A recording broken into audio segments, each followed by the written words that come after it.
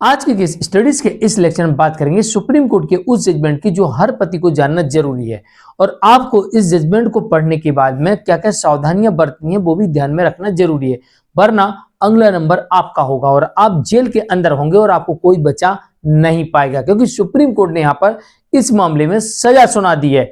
अब supreme court ने सजा सुना दी तो फिर आपके पास बचने का अब कोई रास्ता नहीं है, अब आपको सजा काटना ही पड़ेगी। तो कहीं ऐसा ना हो कि आपके केस में भी ऐसा हो जाए कि आप सुप्रीम कोर्ट तक केस लड़ते रहे और पता लगे कि सुप्रीम कोर्ट ने भी आपकी सजा को मुकर्रर रखा है। कोर्ट ने कह दिया ट्रायल कोर्ट का फैसला बिल्कुल सही है, आप तो जेल में ही रहिए, जेल ही काटिए, तो फिर आपको जेल में रहना पड़ेगा। ध्यान रखिएगा तो आपको कौन कौन सी गलतियां नहीं करनी है और आपको क्या क्या सावधानियां बरतनी है, आज के केस स्टडीज के इस लेक्चर में सुप्रीम कोर्ट के इस जजमेंट के माध्यम से स्पष्ट करने का प्रयास करेंगे। जय जिनेंद्र, मुकेश जैन। वीडियो को लाइक और शेयर कर दीजिए और इस तरह जजमेंट्स पाने के लिए अन्य किसी जानकारी के लिए दिए गए नंबर पर आप हमें संपर्क कर सकते हैं। चलिए शुरुआत करते हैं। दरअसल सुप्रीम कोर्ट की तरफ से जजमेंट आता है जो कि भानुबेन वर्सेस गुजरात राज्य के मामले में आया था और इसमें यह कहा गया है कि पति और उसके ससुराल वालों की ओर से क्रूरता बरती गई है। अब एक किस कारण से कह रही कोर्ट, इसे ध्यान से समझ लीजिएगा।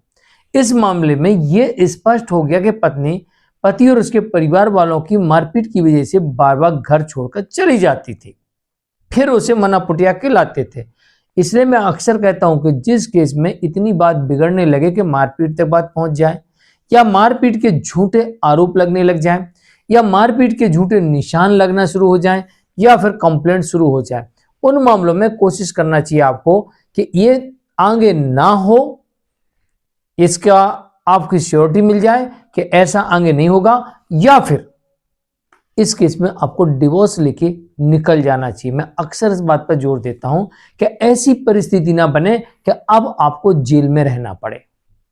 ऐसी परिस्थिति नहीं बनना चाहिए और इस केस में परिस्थिति बन गई, क्योंकि यहां पर यह साबित हो रहा है कि पत्नी बार बार मायके जाती थी। मायके जाने का कारण यही था कि पति और उसके परिवार के लोग उसके साथ मारपीट करते थे।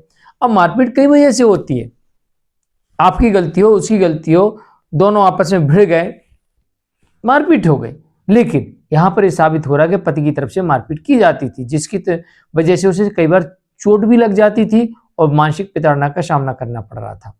और यह बात जब कोर्ट में साबित हो जाती है तो फिर ऐसी स्थिति में कोई भी रिलीफ पति को नहीं मिलता है, सिर्फ इतनी सी बात की वजह से कि ससुराल वाले उसे प्रताड़ित करते थे, उसके साथ मारपीट करते थे, इस कारण से उसे बार बार अपना घर छोड़ के जाना पड़ता था, फिर मनापुटिया के लिए आते थे, लेकिन फिर वही बात शुरू हो जाती थी।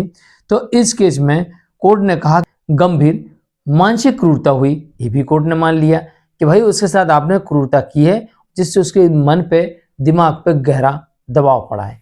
और दूसरी तरफ कोर्ट ने यह भी मान लिया कि उसके साथ मारपीट हुई है, यानी फिजिकल क्रूरल्टी भी हुई है। दोनों चीजों को देखते हुए ये मामला सुप्रीम कोर्ट तक पहुंच जाता है और सुप्रीम कोर्ट यहां पर पति को बिल्कुल भी कंसीडर नहीं करती है और इस केस में पति को सजा सुना देती है। तो ध्यान रहे, अगर विवाद बढ़ने लगा है तो बेस्ट ऑप्शन है या तो आगे ना हो, इसकी श्योरिटी मिल जाए, और श्योरिटी नहीं मिल रही है तो आप डिवोर्स लेके अलग हो जाइए, उसमें आप लोगों की भलाई है। कहीं ऐसा ना हो कि परिस्थितियां ऐसी बन जाए कि किसी की हत्या हो जाए, कोई सुसाइड कर ले या फिर कोई जेल पहुंच जाए। ऐसी परिस्थितियां मत निर्मित होने दो, इस बात का विशेष ध्यान रखिए। इस जजमेंट बताने का यही एक मुख्य उद्देश्य था कि आप लोग ऐसी परिस्थितियां अपने केस में निर्मित ना होने दें कि इस तरह से परिस्थितियां जनरेट हो जाएं और एक दिन फिर आपको पछताना पड़े, बचने का कोई रास्ता ना हो। जजमेंट आया था भानुबेन वर्सेस गुजरात राज्य के मामले में, सुप्रीम कोर्ट की तरफ से जजमेंट था। आज के केस स्टडीज के इस लेक्चर में इतना ही। मैं मुकेश जैन, नमस्कार।